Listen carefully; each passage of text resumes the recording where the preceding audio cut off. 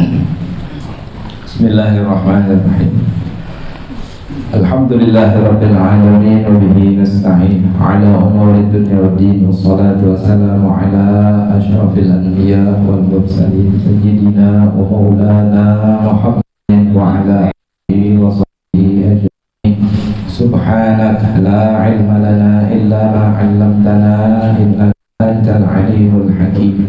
Rabbi shrah li sadri wa yassir li amri wahlul 'uqdatam min lisani yafqahu qawli wa saddid lisani wahdi qalbi bijahil nabi wa sahbi wal ali amma ba'du. Qala al-musannif al-imam Abu Hamid Muhammad ibn Muhammad al-Ghazali rahimahullah wa nafa'ana bihi wa ulumihi wa bi'ulumi masyayikhina wa bi'ulumikum lidaraini amin. Bismillahirrahmanirrahim. Sampai mana? 43. Baru jangan.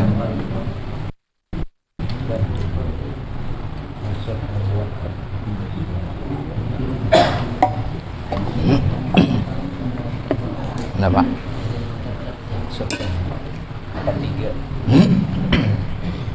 Semalam sampai ibahatus shalah. Niat tayammum jangan mengangkat atau menghilangkan hadas. Karena tayammum itu kadang menghilangkan hadas, sudah dibahas. Jadi hanya statusnya membolehkan sembahyang atau membolehkan membaca Al-Quran. Sahaja ku bertayammum untuk membolehkan sholat.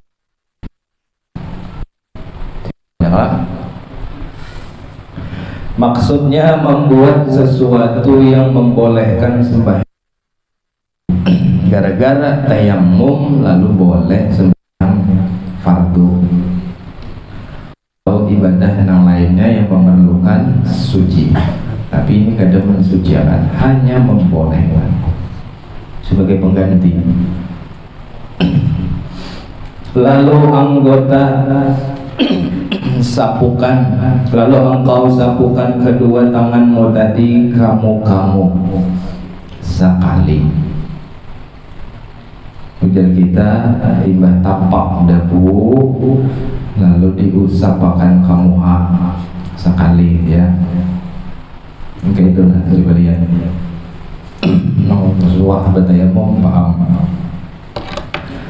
Ini dabu lah. Boleh pian dabu itu cari dulu dabu hendak sini. Kita lipat-lipat buat mengantong.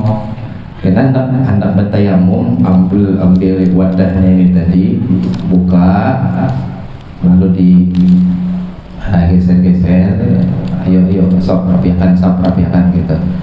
Jadi dikaikan-kaikan, lalu ditepuk. Saya cukup bertayammum membolehkan sholat. Kayak itu aja nih saya.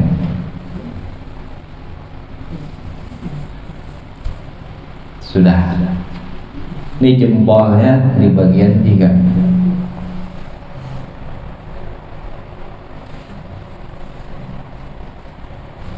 Sebelah ininya, ini jempol sebelah ini 3. Supaya kanan, supaya bagian sini kanan. Ada kayak liput kayak banyu bang lah. Tapak kali bisa aja bertayammum untuk membolehkan sholat. Ini 2 jempol ini sampai ke bawah dagu gitu. Aduh sakit itu kita. Kayak itu kita kalau panas. Itu mana lawang salah aja. Ada melihat lagi lawang. Aku kau sekali ya. Saya buat tayammum untuk membolehkan sholat. Beres. Kamera. Itu maksudnya tapak kali, tapak wajah. Dan janganlah engkau bersusah-susah untuk memastikan debu itu sampai ke tempat tumbuh rambut, sama ada tebal atau tipis.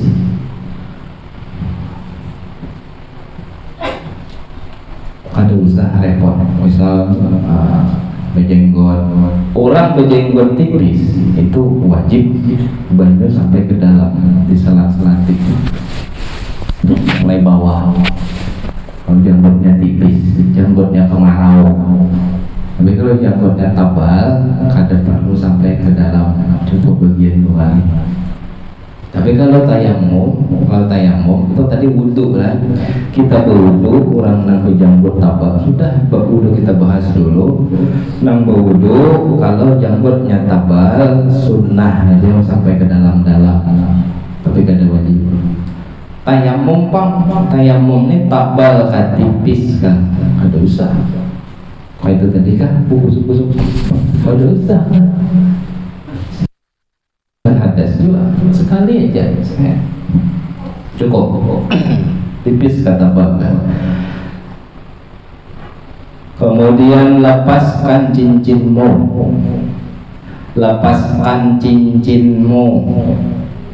jika ada cincin lah. Jadi kan tadi orang bertayamum tadi ini, saat tapakan pertama cincin boleh ada, jam tangan boleh ada, silakan. Kalau untuk mengusap wajah, kalau sudah wajah itu selesai, tuntung sudah, lalu nah tapakan kedua kan kita geser tangan, lalu cincin ini dicopot, dilepas, jam tangan lepas juga. Jam tangannya dilepas ya.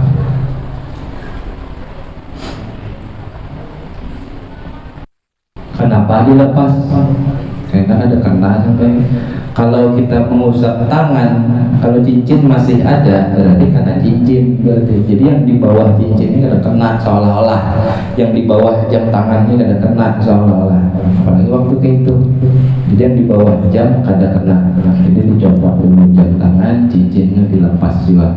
Zaman dahulu dibahas sini cincin aja, lepaskan cincinmu jika ada. Ini Imam Al-Ghazali mengarang zaman sidin jam tangan orang-ono. Ini kedua jam. Kalau cincin sudah ada sejak sebelum Nabi Muhammad lahir, sudah ada. Bahkan Nabi Sulaiman pun punya cincin. Itu tahun wow itu dah. Nah, lalu kemudian turun-temurun cincin dipakai, lalu sampailah dengan masa Nabi Muhammad dan Rasulullah mengenakan cincin, maka dijadikan itu adalah fashionnya Nabi Muhammad. Dan sudah kita tahu sebenarnya kalau pakaian yang dipakai oleh Nabi itu adalah sunnah Nabi Muhammad Sallallahu Alaihi Wasallam. Pamelah. Kemudian kau pukulkan pula kedua tanganmu ke atas tanah, mencari pulang dagunya tadi, sambil merenggangkan di antara jari-jarimu, dan sapulah akan kedua tanganmu sehingga sampai pada kedua sikukmu. Dan jikalau dua pukulan ini masih belum mencukupi, maka pukulkan pula tanganmu ke atas tanah sehingga dapat engkau menyapu tanganmu dengan sempurna. Kemudian sapukan satu telapak tangan dengan telapak lainnya. Sapukan satu telapak tangan dengan telapak lainnya, telapak tangan yang lain, dan silangkan gitu jari-jari tanganmu untuk menyapu celah-celah jarimu.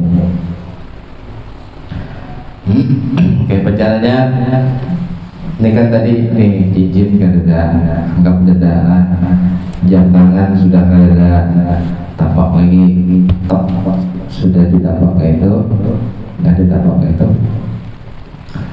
ininya dibuka. Tapi lihat di YouTube aja nampak toh, nang isi Android karena pakai paketnya atau nempel di kawan nggak supaya jelas gitu. Biasa aja ada usaha. Kada kanan saku ini ada usaha itu.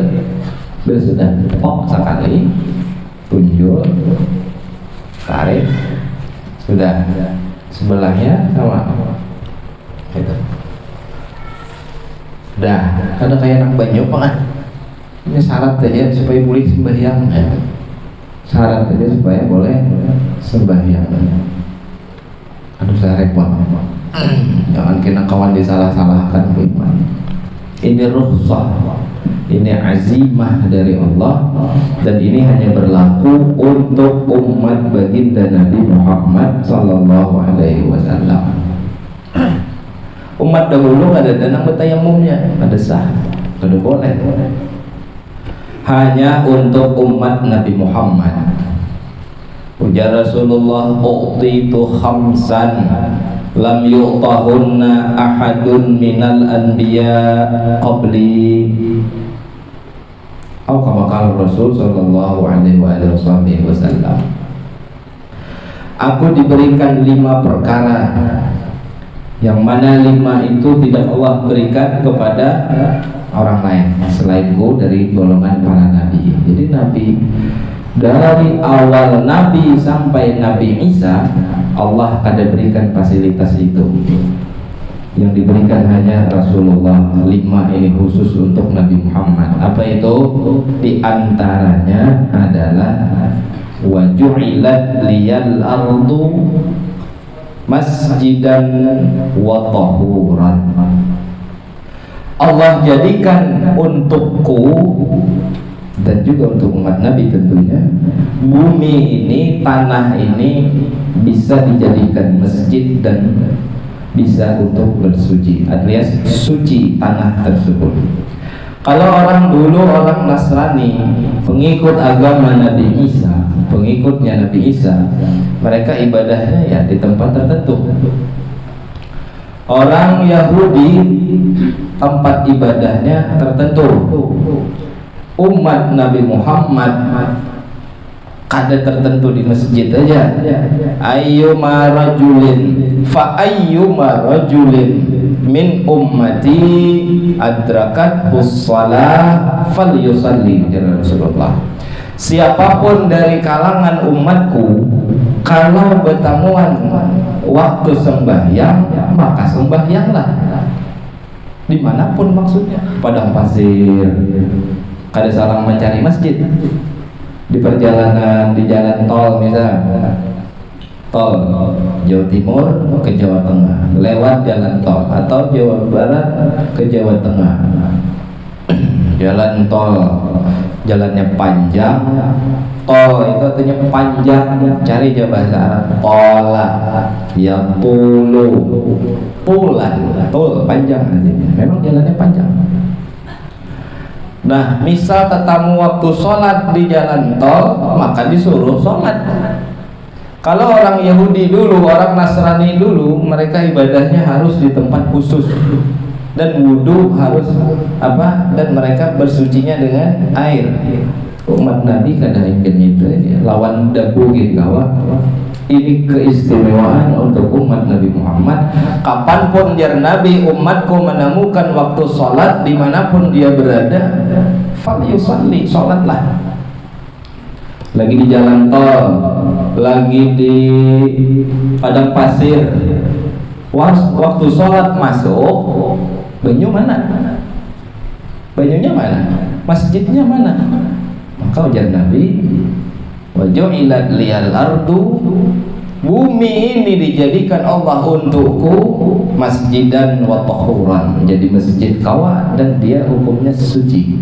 Dalam artian kita sah sholat di tanah asal kadada di situ tahi sapi, tahi kambing, tahi kelelawar, dan jelas najis jangan ada sah kan najis.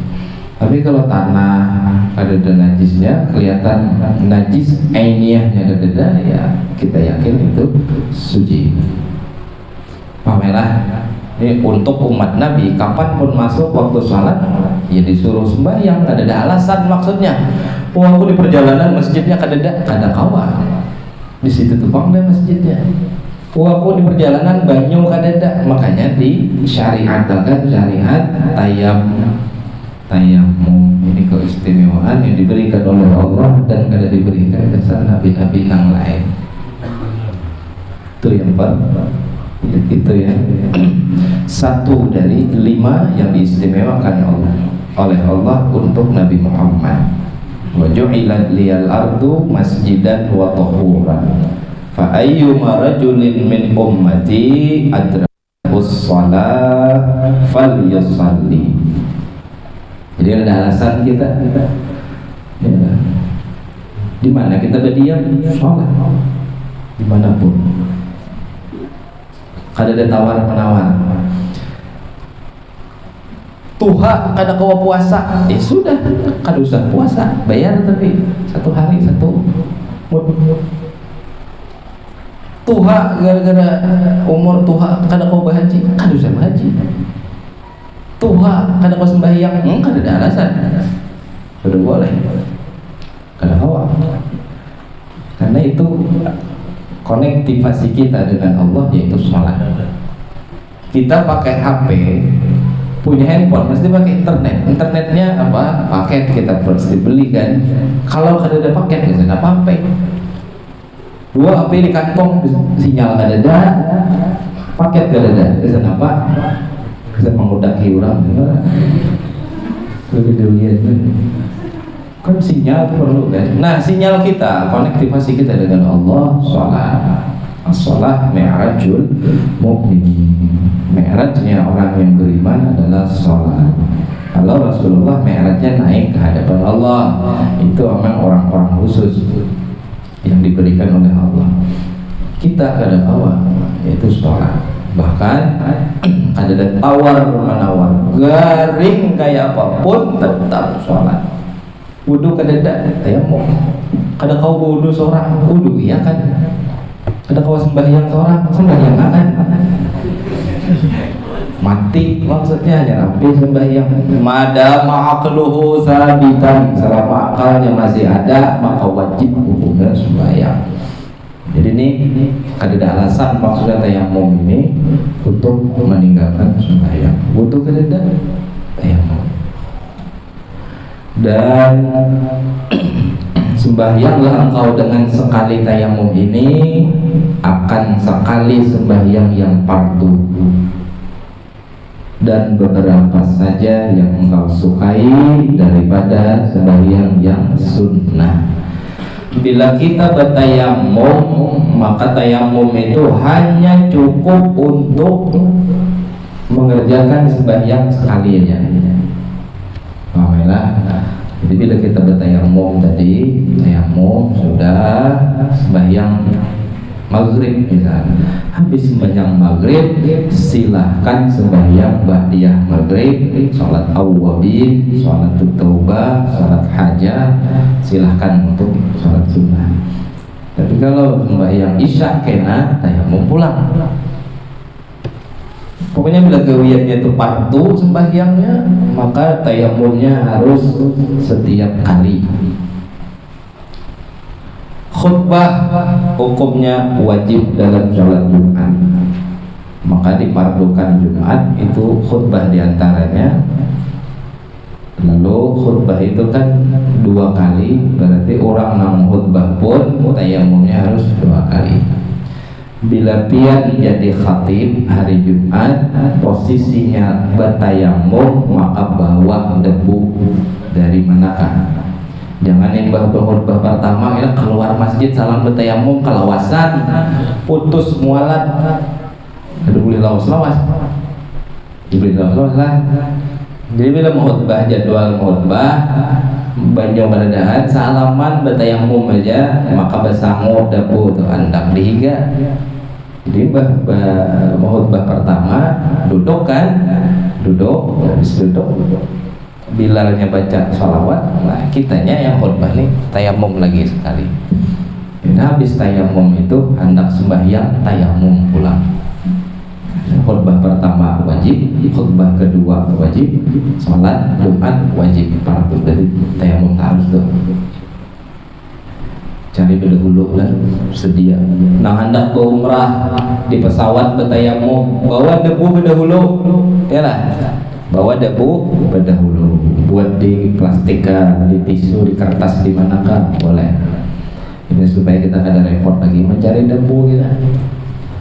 Oh pramugari ya, mana tanah sini debu. Dan pramugari ini di bawah sepatu ko yang hendak ada air pon deh. Bawalah sanggup. Apalagi itu paham aja ah. Jangan sampai nggak paham lah. Sembahyang sunnah boleh beberapa kali tayamum.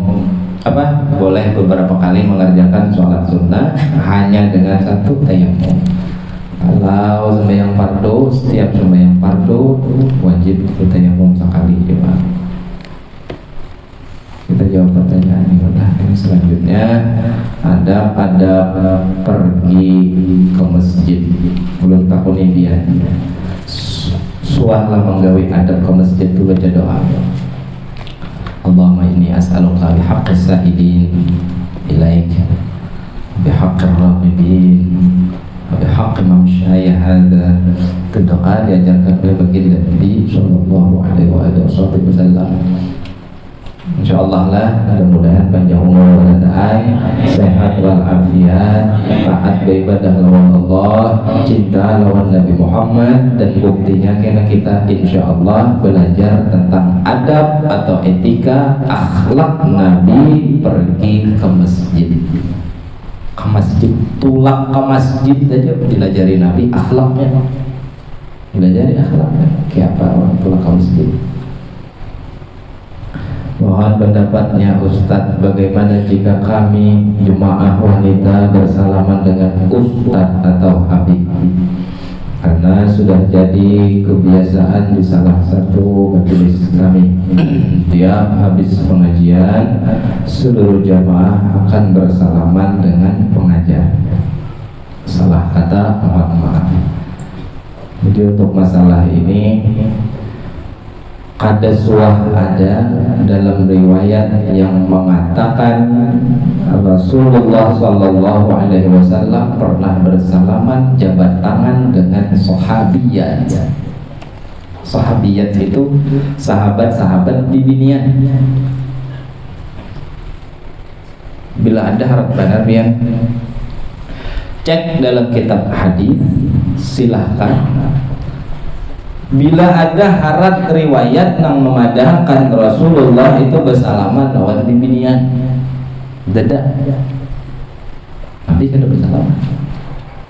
Bila ada model kayak ini, misal mohon maaf ustaz, guru, habib, berarti harat pada Nabi. Pada tahun ketika Rasulullah itu bai'at ngarannya bai'atur ridwan. Kenapa digelar disambat bai'atur ridwan? Karena mereka janji setia dengan Rasulullah di bawah pohon ridwan. Ada pohon ridwan, pohon rindang, lain pohon kasturi kulit pisang, lain pohon ridwan, rindang. Di situ berkumpulan sahabat-sahabat dan Rasulullah. Baiat itu janji setia. Wahai Nabi Muhammad, salaman nih, lelakian salaman lawan Rasulullah. Aman gitu. Wahai Rasulullah, saya berjanji demi Allah, demi engkau yang diutus oleh Allah sebagai Nabi, aku rela, aku membelamu sampai mati, walaupun harus mengorbankan jiwaku, hartaku, nyawaku, semua yang aku punya akan kukorbankan untukmu, wahai Rasulullah. Janji setia dengan Rasulullah. Pasukan berani mati nih, janji setia, salaman lawan Rasulullah, musafah lawan Nabi, lakian. Bibinian Bibinian waktu itu Nabi cukup mengambil, disediakan wadah halus kayak baskom lain, baskom lengganal, baskom halus saja, lalu diisi banyu situ. Nabi celupkan tangan di situ, habis dicelupkan Rasulullah tangan di situ, lalu siapa bibinian-binian nang hendak bebaiat lawan aku, culup tangan ke sini. Jadi ini baskom halus, gidar di si banyo. Jadi bibinian bila hendak baiat lawan Nabi, cukup randam tangan di situ, maka ucapkanlah janji setiamu kepada Nabi Muhammad. Ya Rasulullah, ana fulanah binti fulan, ubayyi'uka 'ala Allah bihaqqi wa bijahik, demi engkau ya Rasulullah, aku menjadi setia pengikutmu. Aku akan korbankan apapun yang kupunya demi agama Allah yang kau bawa, wahai Rasulullah. Janji setia mereka di situ. Kada pakai musafahah baina Rasulillah wassahabiyat. Kada itu. Tuh gambaran kan. Baskom diisi banyu. Jadi nak salaman situ bang, ada salamannya. Wah boleh hai bersarung tangan. Kada usah juga bahasa sarung tangan. Apa gerak bersalaman tuh? Kada usah gitu.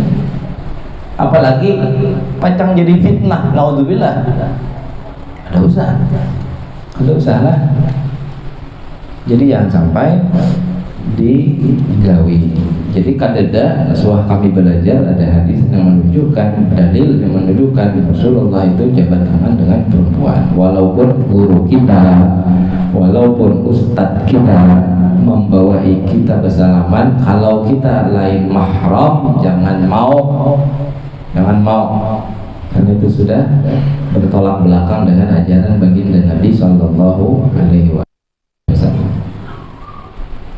Bi ayyul jima ahadukum bil jamin minan nar, kalian ditusuk pala dengan paku, maka itu lebih ringan min antamussa iyada min antamussa iyada mra'atin la tahillu lahu. Lebih ringan kepala dicucuk lawan paku tambus, itu lebih ringan masih daripada menyentuh tangan perempuan yang kada halal. Jadi mohon maaf sekali lagi, kalaupun ada guru atau ustaz, jangan mau ya. La ta'ata li makhluk fi maksiatil khaliq. Kada wajib taat lawan guru kalau gurunya menyuruh maksiat. Kada wajib taat. Oh gurunya bersarung tangan aja kalau jadi fitnah. Kalau jadi fitnah, oh gurunya umpat madhab nang lain, giliran kayak itu umpat madhab lain. Madhab apa misal? Madhab apa? Daud al-Zahiri, mayok tabar kada dipandang. Daud al-Zahiri kada kau dipakai. Bini lakian boleh nikah tanpa wali, tanpa saksi menurut Daud al-Zahiri. Ada dalam kitab Mizanul Kubra karangan Imam Asy-Sya'rani, dan itu kada diakui madhabnya karena kada termudawan, kada terkarang dengan sempurna, kada kau dipertanggungjawabkan. Kalau posisinya darurat ya silahkan. Ala kulli hal, ada dua orang lelakian bibinian ada mahram ditangkap oleh ISIS, dikurung di penjara, ditodong oleh ISIS di kepala. Bila kada zina, kutembak di kepala. Jadi kawinakan dulu berdua. Karena ada ingat pendapat Daud al-Zahiri. Jadi kayak apa? Ujar biniannya, ku nikahkan diriku lawan sampian dengan mas kawin. Apalah apa yang kau. Ujar lakiannya, qabil tu, ku terima nikahmu. Sah. Menurut Daud al-Zahiri. Kapan? Waktu ditodong oleh ISIS di kepala dengan tembakan. Bila kada ditembaknya. Apa lagi nangka ini kada kawa. Apa garang fungsinya bersalaman dengan guru Habib? Lalu Ustaz, fungsinya bersalaman itu apa? Kada boleh lah. Nah, jadi kada usah. Kalaupun toh ada, itu kada tahu, kada wanita mau jawab, belum kada sudah dilajari. Wadah.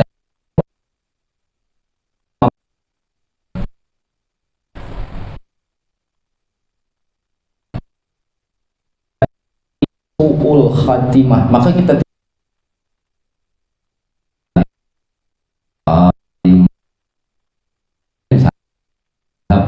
boleh ya. Apa gerang manfaatnya? Oh maji lah, perlu salaman. Kada penting lah. Kalau lakian ya silakan. Kayak itu bang ulun tahu lah. Jadi cek aja, cari aja, dan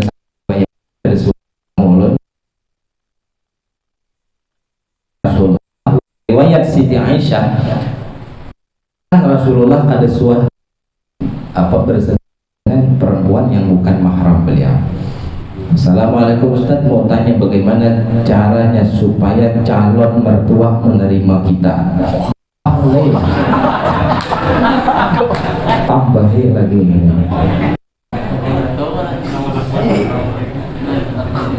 Dan mohon doanya supaya kami yang jomblo jangan kami, lo aja kali. Aneh nggak jomblo doanya supaya kami, yuk rela ada pian kami berdua, kami lah, jangan bawa kawan udah sudah jomblo. Ya, doanya supaya kami yang jomblo cepat dapat jodoh. Nang kada jomblo jangan amin. Supaya disayangi Tuhan beri duit banyak-banyak. Supaya diterima calon mintuha, supaya apa namanya calon mertua menerima, tunjukkan kayak Popeye juga, aku adalah aku, be yourself, jadilah dirimu sendiri, jangan bergaya-gaya. Bila waktu tikus ya tikus aja dah, bila ratik ya ratik aja, jangan berbeda undang atau undang berbeda ratik. Tunjukkan jadi diri sebujurnya apa adanya, karena kedustaan itu melahirkan dusta berikutnya. Datang kalau udah mintuha membawa misal inuparentalan, terus kena sampainya kawin berdusta taruh sejalan mintuha, mana ada keberkahan nikah dibangun di atas kedustaan. Alhamdulillah lah. Jadi kayak Popeye aja. Aku adalah aku, jadi Popeye. Jadi jadi Popeye ikam olive ya, bila menerima aku apa adanya ya terima. Kalau kada silahkan kau ambil Brutus. Itu Popeye itu bisa diambil, artinya inya udah kada khawatir, jangan jadi orang lah, siapa kita ya itulah ada kita. Jangan diusahakan, jangan dimanipulasi macam-macam. Ada tahu jawabannya ini, bagaimana caranya supaya calon mertua menerima kita. Datangi Mbah Dukun menurut versi alamnya Mbah Dukun, dan mohon doa. Sudah kita doalah, kita nggak belajar, sudah belajar itu doa. Waqdi anna kullat duyun, kabulkan doa-doa kami ya Allah, khususnya hutang. Banyak doa situ. Waqdi ya khaira qadi. Banyak doa-doa yang kita baca, insyaallah kita doakan Barzaan minang hendak dapat kabarnya pasangan baik lelakian atau ujian. Kalau memang toh sudah sampai umurnya, mudah-mudahan disegerakan oleh Allah Subhanahu wa taala demi mendapatkan keridhaan dari Allah Subhanahu wa taala. Ini binian paling nyaring. Ya. Ada doa lah, Rabbana hablana min azwajina wa dzurriyyatina qurrata a'yun waj'alna lil muttaqina imama. Itu doa tuh supaya cepat dapat diantaranya pasangan. Atau ada lagi doa apa lagi itu? Rabbi inni lima anzalta ilayya min khairin faqir. Itu doa minta kebaikan dari Allah. Kalau jodoh sudah sampai, kalau itu menurut Allah baik, ia diciptakan oleh Allah. Karena Allah memberi apa yang baik buat kita, bukan apa yang kita mau. Tapi jangan dipadahkan tulisan di mobil kami tolong hendak kawin, ada. Kita lihat di status mobil itu lah. Jadi berapa puluh ribu orang komen ini doa ini aja, doa amalan hendak kawin. Udah paham ya kan? Itu doanya Nabi siapa? Nabi Musa. Ini kisahnya, kisah dikit supaya jangan termakan hoax, karena hoax itu berbahaya, lebih berbahaya daripada ibu tiri. Inilah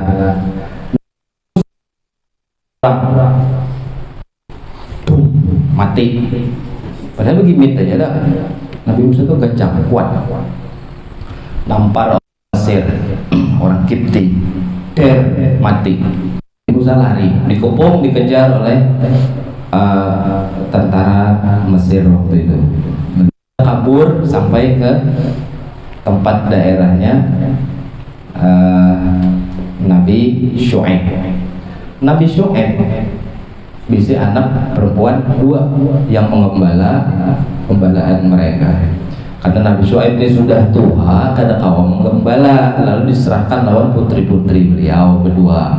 Lalu singkat kisah, ini si putri hendak memberi minumi onta ternak tadi kada kawa karena antri panjang. Kalau satu-satunya jalan pintas ada di sebelah sana, cuman terhalang batu besar. Lalu Nabi Musa melihati gawian, oh ini gawian ini kayaknya anak meminumi itu. Lalu nyoba antri ke lawasan kada kau. Ku tolong kan. Baik ku tolong. Karena Nabi Musa pun orangnya penolong. Ditolong oleh Nabi Musa. Imbah ditolong, itu nang kono itu digeser, tergeser. Minum di onta-onta penggembalaan tadi.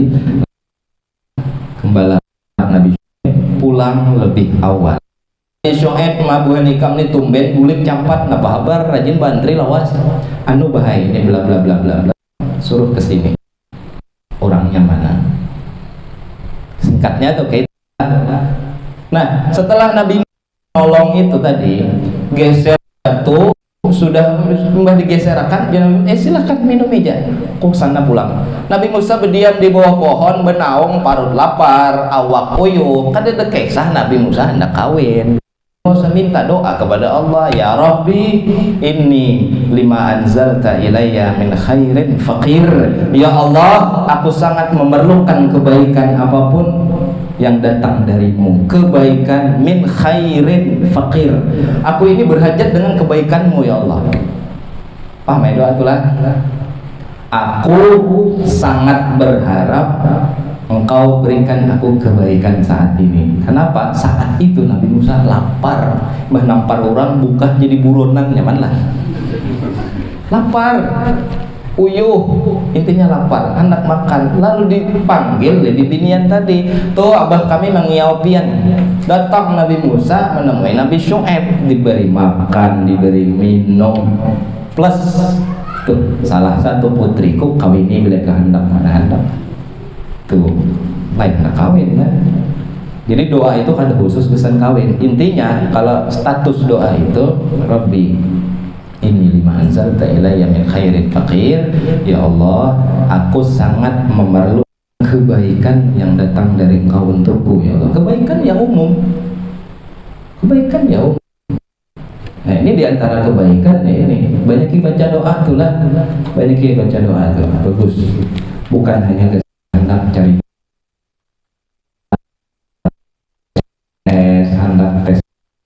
hendak tes 4 kepala sekolah, hendak tes macam-macam itu bisa dibaca doa itu karena doa itu pun mengandung minta kebaikan yang datang dari Allah untuk kita. Ada khusus dasar cari bini. Assalamualaikum warahmatullahi wabarakatuh. Semoga Pak Ustadz dan kita semua selalu dalam lindungan Allah. Amin. Pak Ustadz, saya mau bertanya, apa hukumnya ketika ada yang meninggal dunia lalu keluarga si mayat tadi menyembelih ayam jantan dan betina, tujuannya untuk membantu si mayat tadi menuju jalan ke surga. Allah penjelasannya. Terima kasih. Oh ini kacau. Banyak-banyak bangun ayam yang ini kita harus pelajaran lagi sudah. Iya. Kada tahu ulun inilah dan ini bahalah baru tahu adat siapa. Kada tahu syariat kita kada ada beli ayam tujuannya untuk membantu si mayat tadi menuju jalan ke surga. Amun ke surga. Ayam ya. Nang hendak ke surga ya man kharaja min baitihi wa huwa yatlubul ilma fahuwa fi sabilillahi hatta yarji'a. Kita ulang hadis itu.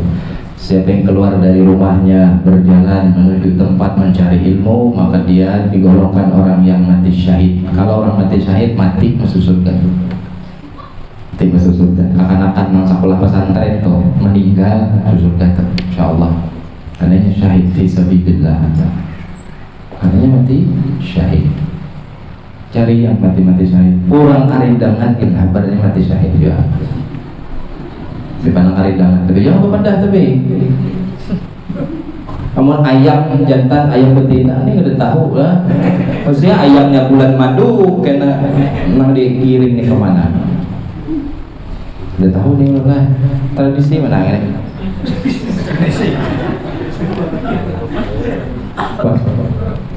Ya lah, ajaran kada tahu ulun lah. Mohon maaf nih ulun kada tahu ini ada orang meninggal, keluarganya beli ayam jantan, ayam betina tujuannya untuk membantu si mayat tadi menuju jalan ke surga. Wallahu a'lam bishawab. Kada tahu ulun, mohon maaf. Ada soal belajar. Ulun ada soal belajar. Kada tahu lah, ada dah gitu.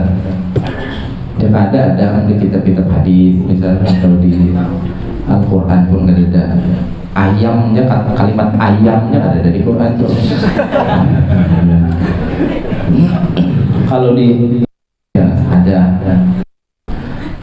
paling yang bahas-bahas ayam berkongkook bakongkook dalam kitab Qisasul Anbiya karangan Imam Az-Za'labi, ujar beliau itu bunyinya udzurullaha ayyuhal ghafilun.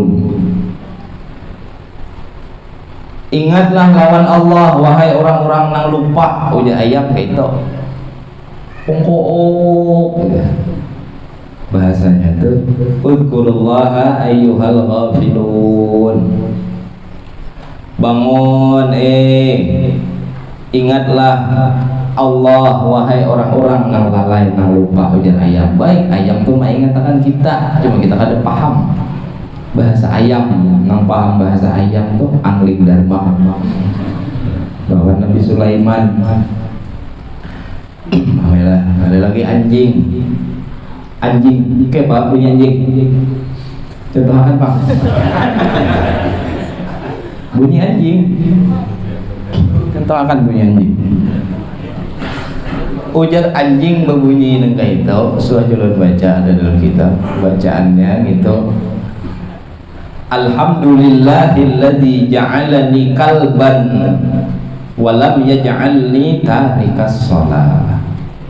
Segala puji bagimu ya Allah yang menjadikan aku seekor anjing tapi kau tidak menjadikan aku orang yang meninggalkan sholat. Anjing bersyukur diciptakan sebagai anjing dan ini bersyukur karena diciptakan menjadi orang yang meninggalkan sembahyang. Mudah-mudahan di bulan Isra Mi'raj sabaradaan yang hadir di majelis ini ada lagi meninggalkan sembahyang, amun sudah meninggalkan. Nang sudah sembahyang terus, alhamdulillah, mudah-mudahan tambah rajin, tambah giat, tambah banyak lagi sembahyangnya. Kalau sudah meninggalkan, taubat kita lawan Allah. Karena anjing aja bersyukur diciptakan karena sebagai orang yang meninggalkan sholat. Ada lagi si babi berbunyi, itu juga. Segala puji bagimu ya Allah yang menjadikan aku babi dan tidak menjadikan aku dari sholat. Alhamdulillah.